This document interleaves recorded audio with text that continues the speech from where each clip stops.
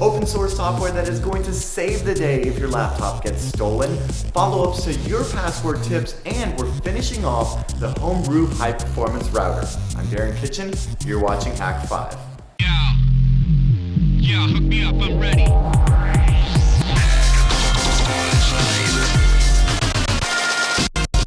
This episode of Hak5 is brought to you by Domain.com. Got a great idea? It all starts with a great domain, Domain.com. Go to Assist Express and Netflix. Go to www.netflix.com/Hak5 for your free trial membership. Hello and welcome to Hak5. My name is Darren Kitchen. And I'm Shannon Morse. Otherwise known as... Snobs. Who is now the spokesperson for Microsoft Kin. Okay, actually, that part's a lie. And so wouldn't that be awesome to do a commercial and just be like, is that really what the Kin makes you think of? Yeah. Then what does the iPhone 4 make you think? What? Oh, right. Somebody I don't have mine yet. Somebody didn't get an iPhone. Yeah, all you had to do was wait in line for like 9 hours. Yeah, no. Yeah. Oh, Not interested. So I'm here in San Francisco, not Missouri. It's awesome. Yeah, and totally enjoying the amazing weather that we're having here. Well, yeah, somewhat. Yeah. Today was really nice. It And got a little foggy. An amazing show for you guys. I think you're going to really like it. I do have to say it's a little lighter than our normal stuff just because there's so much going on, but it's because we have some great stuff in the works. Hangovers. Well, that too. It was Revision 3's 5-year anniversary party the other day, and we had a blast. Wish you could have been there. It was amazing. Yeah. So last time we were together, we basically got some feedback about how to make a really, really protected password. And we got tons of feedback after that too, after we explained what we do for ours. Right. Yeah, we got so much email. So we picked some of the best stuff, and I figured, well, I don't want to just go ahead and share that with you guys because I thought some of you kind of came up with some creative stuff. First off, Ankaku? I'm totally saying that. Ankaku! He actually sent in his password. And as Jason, our camera guy right now, is pointing out, that null and voids your password. It's no longer secure. But regardless, thank you. Make sure you change it. It's right here, and as you can see, it's ridiculously long. Yes, we did just share your password with the world. But it's 48 characters, and it's made up of anything from sections of IP addresses and phone numbers that he remembers. Remember when we used to remember phone numbers? Yeah. And and also they're separated by the initials of ex-girlfriends. Aw, that's so cute and emo. Oh, I'm just playing. Hey, it's one way to let them live on, I guess. Aw. And yeah, I thought that was kind of cool. However, Mubix notes that just putting a capital letter in there will make your password so much more secure. Very true, yes. And then Timu points out APG. It's this automated password generator for Linux. The syntax is APG TAC1, TAC-M, 64, TAC-C, CL_seed would generate 6 passwords with 64 random characters. And you can find all that information at adele.nersat.kz/APG. Yes. Auto password generators are great. And the thing, I don't know if this one particularly does it, but the ones that I really like are the ones that can come up with a random password that for some reason has some sort of rhythm to it, you know. Yeah.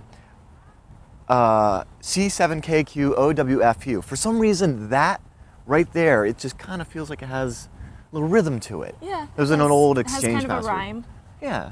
So you can remember it. Yeah. And it's randomly generated. Of course, that one's only like 8 characters, which we say for Windows, you really want to have 15 characters or more. True. Now, Nathan C. points out something that we all may have done, and it's totally bad idea, but using spatial patterns on the keyboard. So, for example, ASDF, right, or QWERTY. Horrible, horrible, horrible way to do it. Another one is QWEASDZXC. So if you actually look at the keyboard, you're just going 3, 3, 3. Bad idea, but you know, I guess for a BS password, it's better than nothing. Maybe anything on the shift row you make capital, and the number row you make hold down shift. But it's better than your dog's name. Yeah, which is good. And then of course you just throw in some leet speak and make it a little bit more secure. True. Yeah.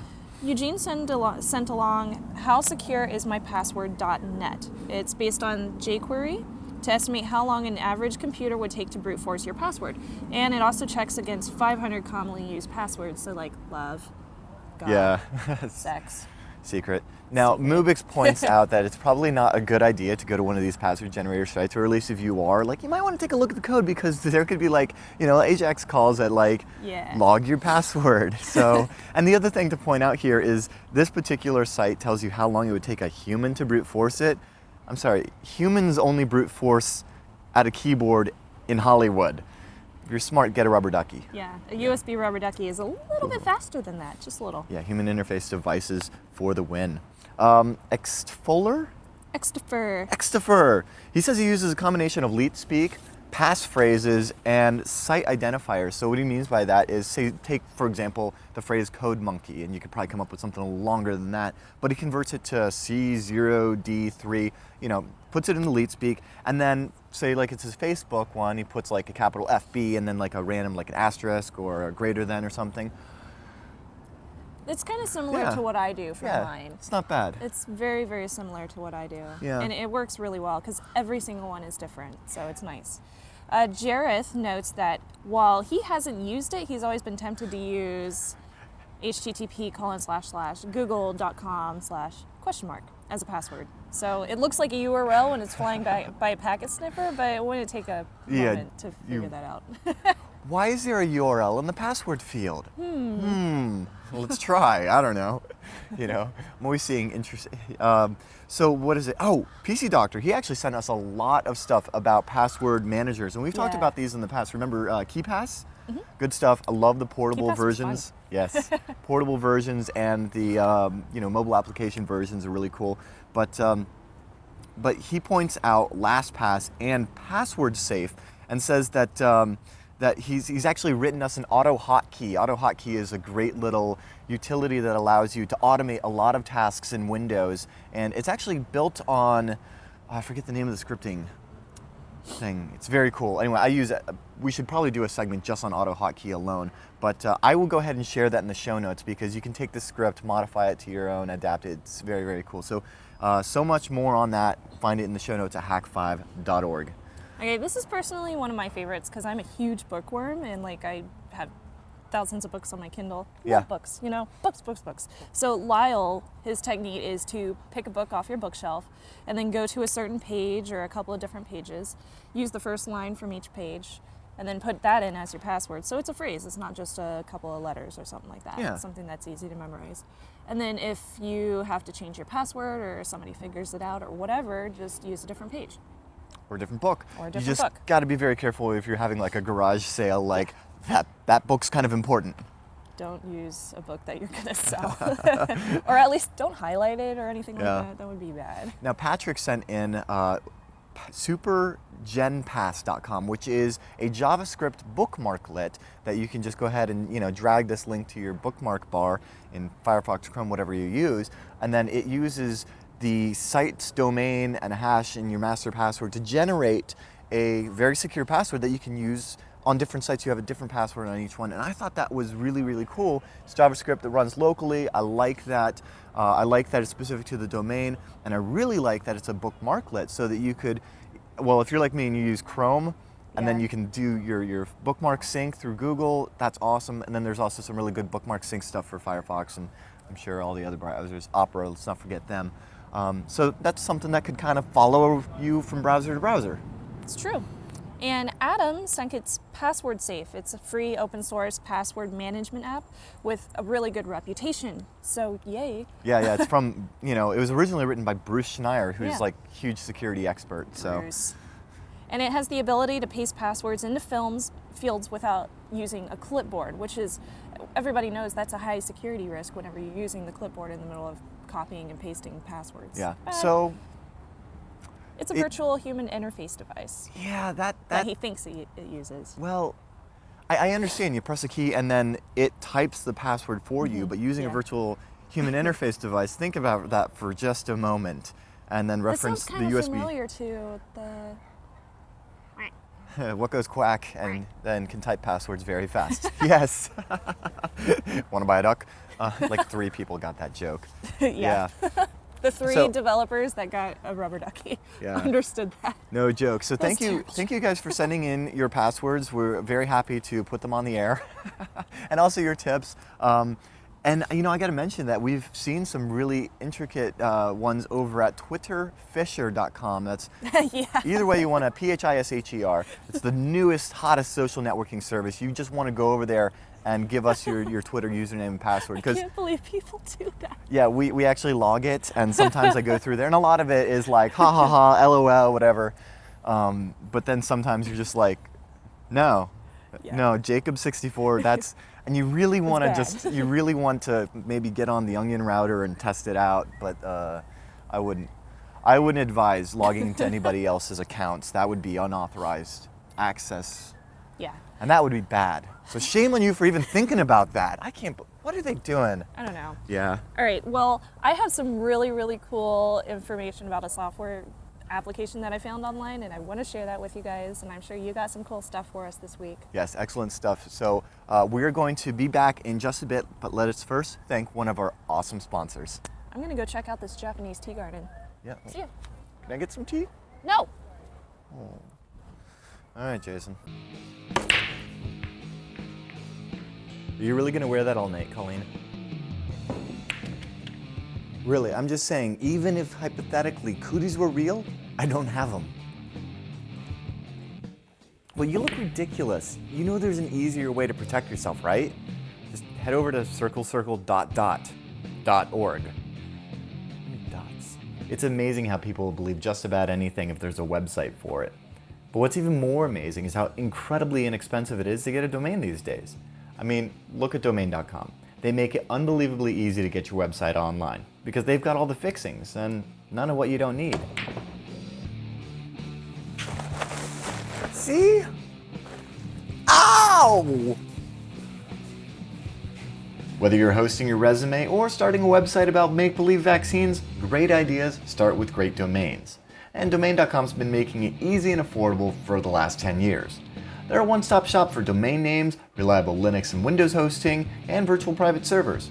And best of all, you can get 15% off your next order when you use coupon code HAK5 at checkout. That's Hak5 for 15% off at domain.com. Got a great idea? It all starts with a great domain. Domain.com. Revision 3 just celebrated its 5th anniversary with a big, huge party with Dignation in San Francisco. But if you couldn't make it or you've missed the live stream that we kind of sort of did all night, make sure to check out this week's Dignation over at revision3.com/dignation.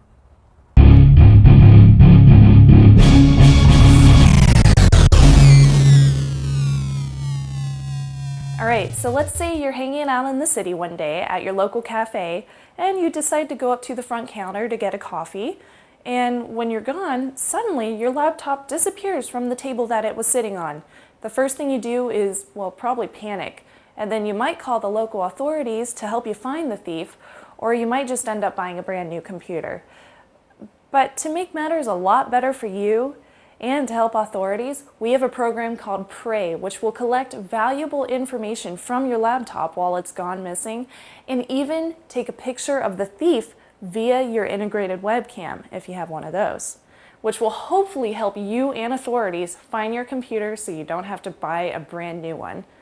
So first off, you can download this over at prayproject.com, and there are tons of features that you can use. First off, it uses Wi-Fi hotspots or GPS embedded inside your device, if you have that, to accurately pinpoint where your laptop is. Second off, if Wi-Fi isn't in use, Pray will actually try to find some local access hotspot to actually send you the information. Third, Pray is written in Bash, so it's very lightweight, and it's also portable, and we all know how much I love my portable devices. You can edit Pray as you like. There's all sorts of different tasks that you can set on or off, and you can change the different time frames. If you want it to send info to you every 5 minutes or every 20 minutes, you can change that to your liking. If you want it to take a picture of the thief or not, you can change that as well. Pray will send you a list of programs that are being run on your computer at the time, and it'll also send you any files that were modified, as well as take a picture using your embedded webcam, which is obviously my favorite part. You can have a message be sent to the thief to actually pop up on your machine while they're working on it, and it can even be heard by any passerbyers nearby. But you gotta be kind of careful with that one in case they're like really dangerous or something. That might not be a might not be a good idea. So I just, turn that part off, and hopefully the GPS works. Yeah, keep that in mind. And last but not least, of course, Pray is free for your first 3 devices, and it'll run on pretty much any laptop, whether it's Mac, Linux, or Windows.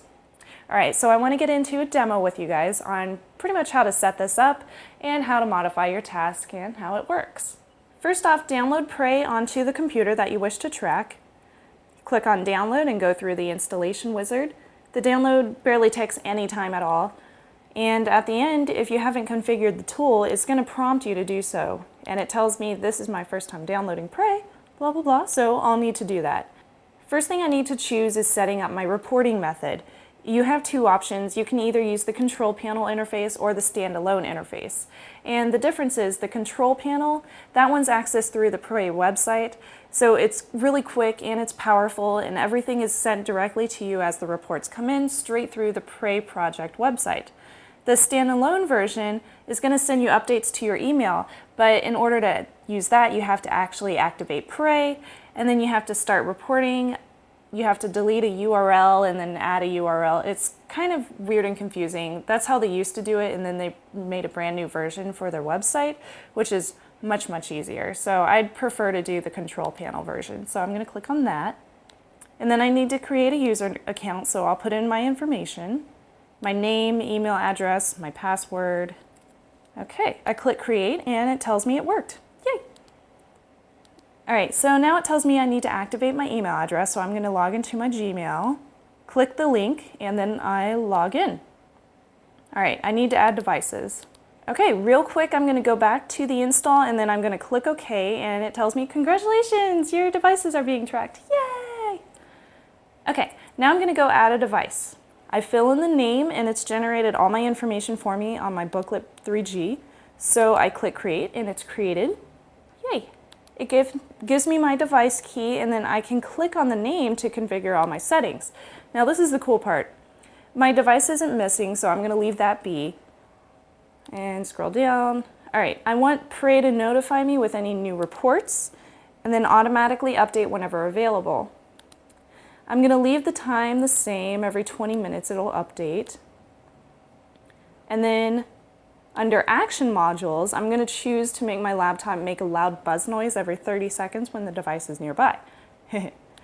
So I guess anybody would kind of notice if somebody was running around with a buzzing laptop. Might be a bad idea for the thief. Okay, under report modules, I'm going to cut on all these choices so I get the most information that I can. All of these choices are pretty self-explanatory, and if you don't know what you're choosing, you can always click on the little exclamation mark next to it, and it explains it pretty well. So I've gotten onto Darren's computer, and I logged on to prayproject.com to figure out what the heck happened to my little booklet that was just here like 5 seconds ago. I don't know what happened to it. All right, so I log on, and I go to Snubsy's booklet, and I click on that link, and then it tells me that I have a brand new report. So I'm going to go in there, and ta-da, it shows me a webcam picture of the monkey. Really? The monkey? That jerk! Oh my God! I knew it. And if I scroll down, I can see that he's looking at the Hak5 website.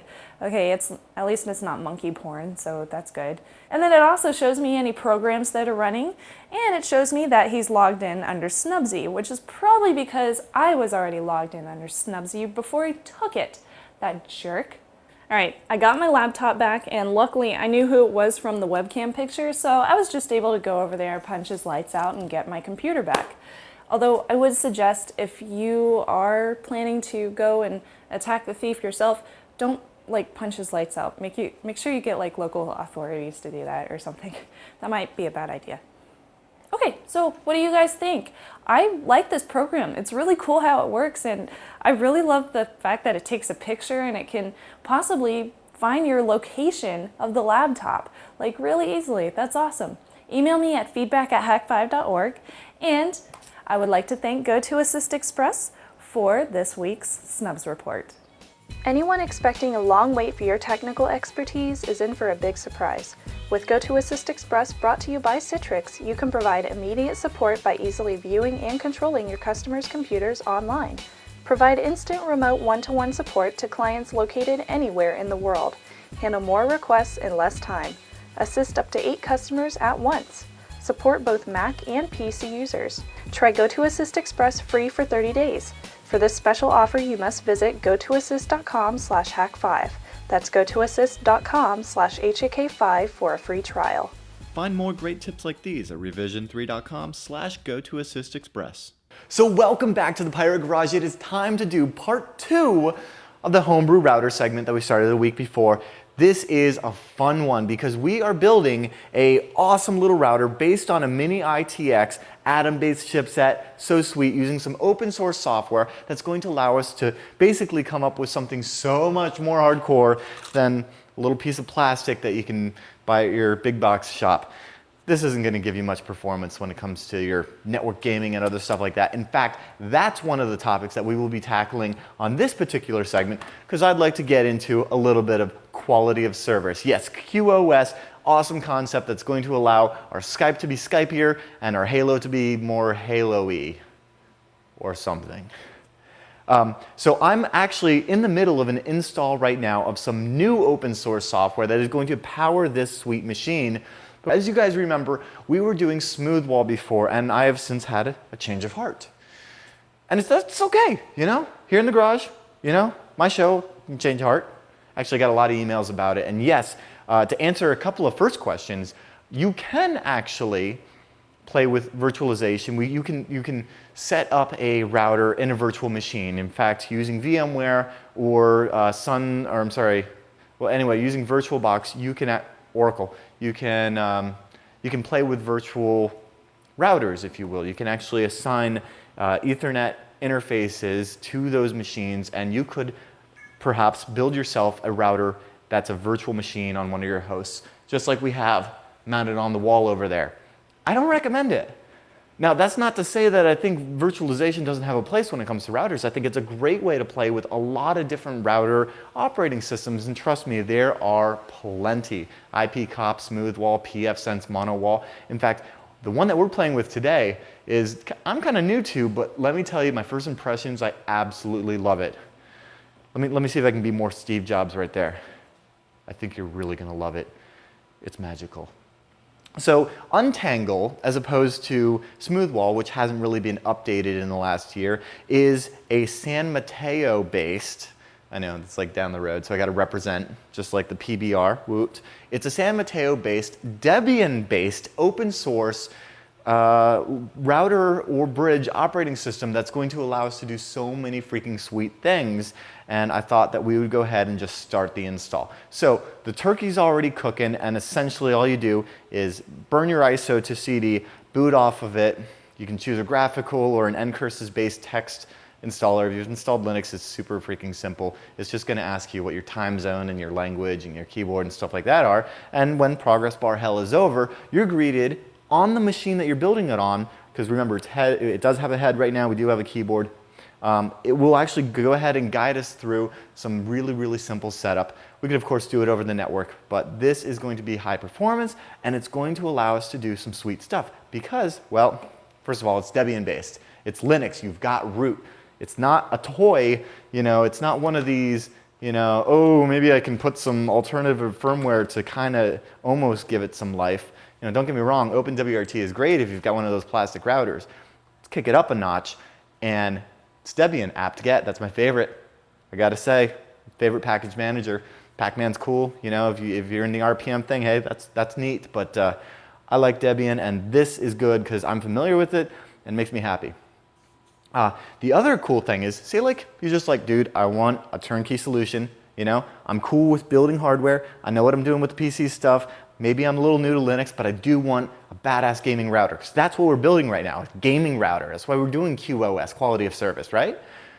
It's fine. This is so freaking simple. Take a look at this. This is a graphical installer, and it's making my head spin how far we have come in the last 10 years.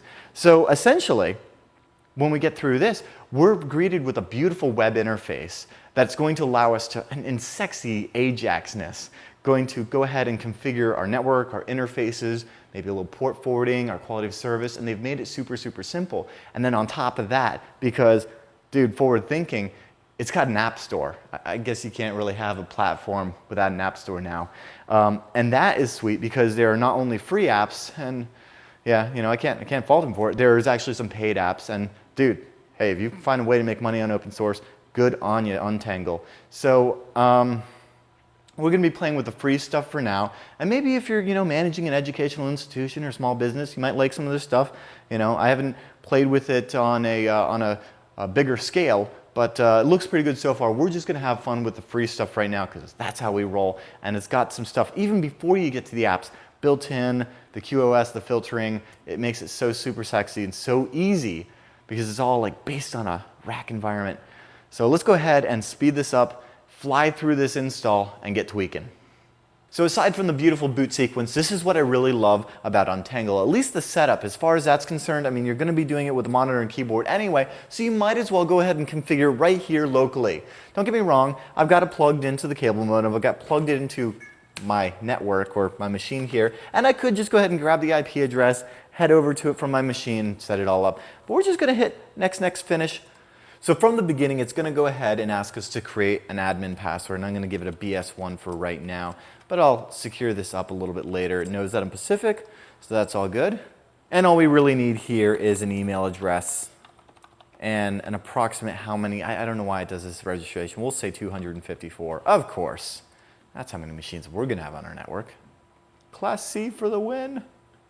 And it already goes ahead and sees our internal and external Ethernet interfaces, and they are plugged in so the lights are green, the traps are clean. So right here I can say that my internet is actually DHCP. I can click test connectivity. So if DHCP comes back for the win, we will have success. Everything's shiny. Let's continue.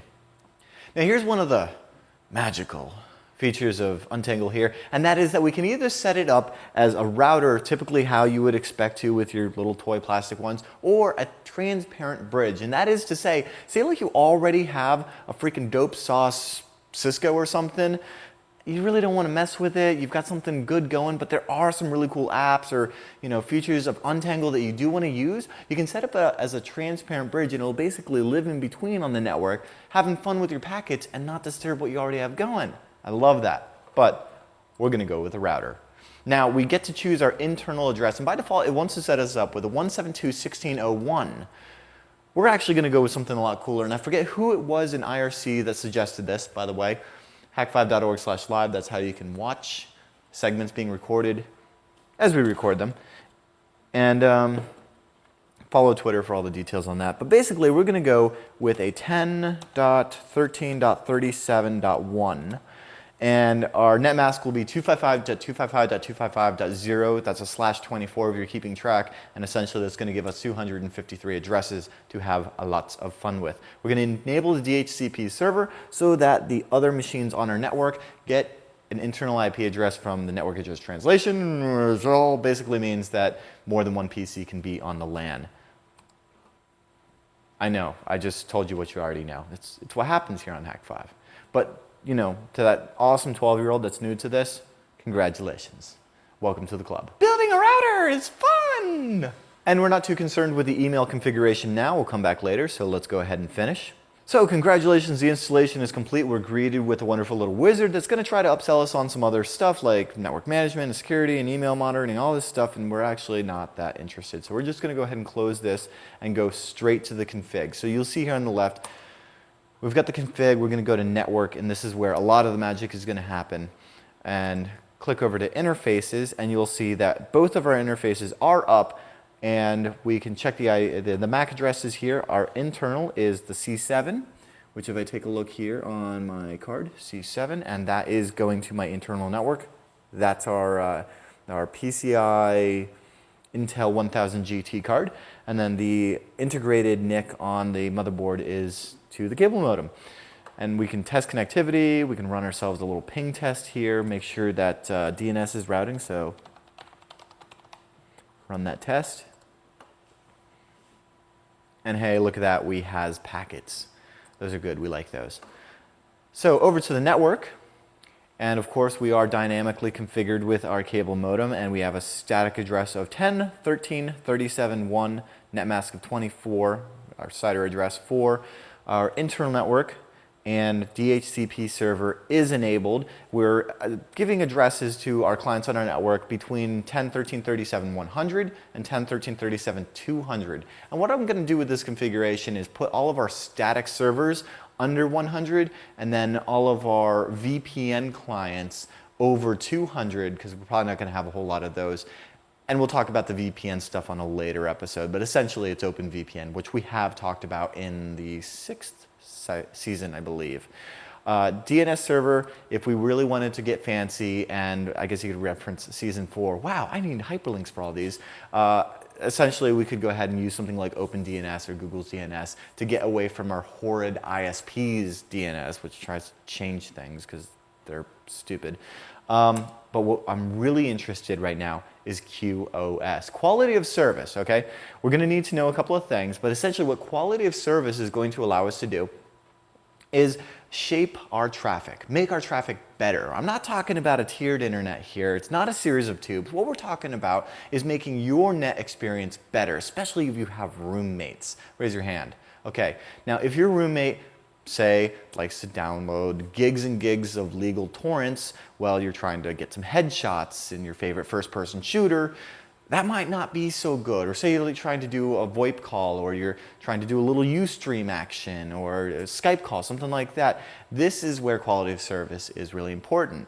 So let me show you this. We'll dig into the concept and then configure it to our desires. So I'm going to go ahead and check enabled here.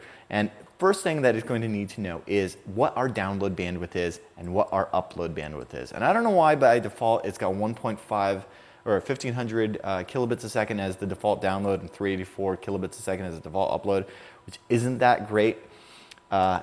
We are actually on a DSL modem for this particular setup here, but it is about to go over to a cable modem that's got like, I think 50 megabits down and 10 megabits up. But for right now, we're going to say our download limit is 2400 kilobits a second and 384 kilobits a second up. Now we're going to limit our download to 80%. And what that essentially means is no one particular client on the network is going to be able to saturate all of our download, which means, okay, sure, I understand you need to get that file quick. Some other people are trying to browse the web. So don't kill it all. Same thing with the upload. We've limited it to 95%. Now this is where Untangle gets really nice. Right down here we can see ping priority is normal. And if I pull this down, you see high, normal, and low. What that really means is we're not adjusting what bandwidth we have. We have a finite amount of bandwidth here. In this case, it's 2400 kilobits a second. That's as much as we can push down, right? So we can, So we would like to go ahead and prioritize what particular protocols, packets, ports, whatever, get priority through these lanes. So imagine the bandwidth as like, I don't know, 8 lanes of traffic going across the Bay Bridge or something. And I say 2 of those are fast track lanes, or one of those lanes where you get one of those little RFID tags and you get to fly through the toll booth rather than have to stop at the cache lane, right? So everything normally goes through the cache lanes, but there's particular protocols that we would like to just speed through. We're not widening the lanes any. We're just saying you, and you can go faster, okay? So our ACKs, our acknowledgements, are going to go a lot faster. They're set to high, and that's a good thing. And what's really cool is gaming priority built right in. We don't have to think about, oh, is it 13, I don't even remember the port, but your Steam game of choice, Counter-Strike, whatever. You don't have to think about the ports, the protocols, or anything for that. They have made it so simple. They understand how gamers feel. You just set this buddy to high, and that means when you're playing Halo on a 360 or whatever the crap they have on PS3 or even a PC, it understands, hey, this is gaming traffic. We're going to give it higher priority. In fact, it has a couple of preset QoS rules here. We can see for VoIP, voice over IP, for DNS traffic, and we're going to go ahead and add another one here. I like to do a lot of Ustreaming. So let's go ahead and make sure that our router is giving those packets some priority. I'm going to go ahead and make a new entry here and call it Ustream, and I'm going to set the priority to high. It's enabled, and I'm going to choose what the source address is. Now, I've done a little bit of research. I know that the Ustream source address is source port is 1935. So it's not source address, source port. So source port 1935, the Great Depression. And we will go ahead and add another, and this will be our destination port.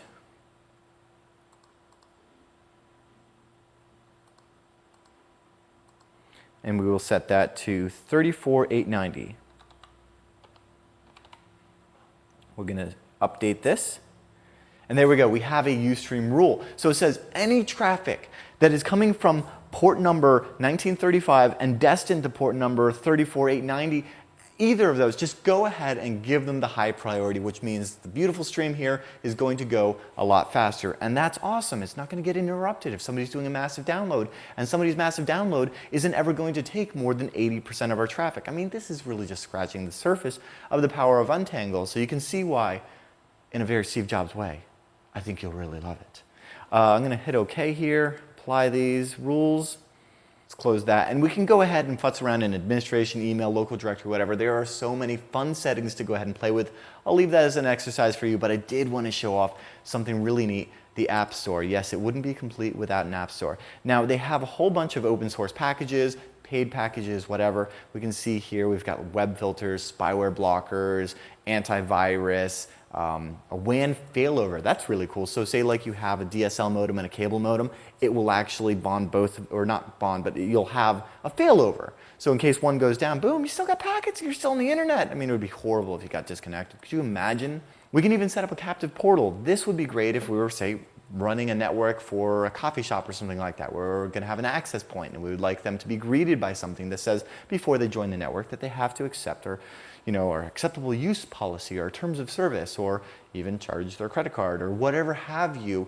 It can all be done. It's all custom, super simple, and Untangle is just, oh, I'm so in love with this software right now. OpenVPN we'll play with later, reports we'll play with later, but I did want to show you what happens when you go ahead and add these, because they are very cool. So the open source package has a lot of those, all built in. I'm going to choose this. It's a free download. So we're going to say yes, go ahead and download this, and it will take a few minutes to install. And there you have it. After a brief wait, we have all of these awesome open source packages installed, and if I scroll through this list, you'll notice something. Yes, this is done in the style of 19-inch racks. All of these little modules, like our firewall, our protocol control, our intrusion prevention, our captive portal, OpenVPN, oh my gosh, so happy. Reports, and you can turn them on and off, and I can go into settings here and take a look at all of it and futz with everything. I can get detailed reports sent to me on a daily basis. I can set up web filtering or VPN, and I'm sure that we will be back here to play with some more stuff. But right out of the box, not only do we have so much power, but it's super easy to manage, and I think that's what's really sold me on Untangle. So I'll be playing with this a lot more, and we're going to be playing a lot more with networks in the future. I've got some really sick stuff for that virtualization server on the wall there. Going to change some software out and do something really cool with some web stuff that allows us to do virtualization easy, as well as some network attached storage, and well, you name it. We're going to be having fun. That's what's important. Wireless access points, that's next. Yes, for the win. So, of course, if you guys have tips and tricks and ideas and software that you think I should see, or questions about stuff that we've talked about, go ahead and first email feedback@hak5.org, hit up our show notes at hak5.org, and before we get back, let's go ahead and thank one of our excellent sponsors. Netflix delivers movies directly to your home, saving you time, money, and hassle. As a Netflix Unlimited member, you get DVDs by mail in about 1 business day. Plus, you can instantly watch thousands of TV episodes and movies, stream directly to your PC, Mac, or right to your TV via a Netflix-ready device like the Xbox 360, PS3, and the Nintendo Wii console. Watch as many movies as you want. Shipping is free, and there are never any late fees or no due dates. Keep the movies as long as you like. DVDs by mail, plus instantly right to your TV. Get unlimited movies 2 ways for only $8.99 a month. As a new member and a Hak5 viewer, you can get a free trial membership. Go to www.netflix.com/hak5 and sign up now. Be sure to use this URL so that they know we sent you. If you've got the Technoless like Andrew with his awesomely elite custom Hak5 keychains, be sure to show your pride over at feedback@hak5.org, and maybe we'll show your pictures next week. Also remember, you can get the awesome new hack packs over at hak5.org/store. We really appreciate your support there. Yes. You can also support the show for free really easily by just subscribing on YouTube or iTunes. Download it however you'd like to get it. Speaking of downloads, you can download the brand new Revision 3 app on your iPhone over at revision3.com/iPhone or on iTunes. And that way you can watch all your favorite shows like Hak5, Totally Rad Show, Dignation, App Judgment, all the good ones, straight from your iPhone. No need to go to YouTube or download them. There we go. It's Good awesome. stuff. It's very useful. Awesome. Until next week, I'm Shannon Morse. And I'm the prettier one, Darren Kitchen. Ow. Trust your Technoless. What? What are you gonna do?